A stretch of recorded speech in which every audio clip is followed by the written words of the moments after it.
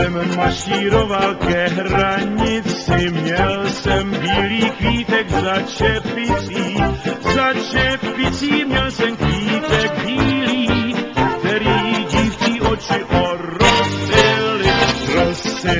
ho dívčí oči černé, na důkaz té naší lásky věrné, kterou jsme si spolu přísahali, nežli jsme si s Bohem dali. Já jsem si ten kvíteček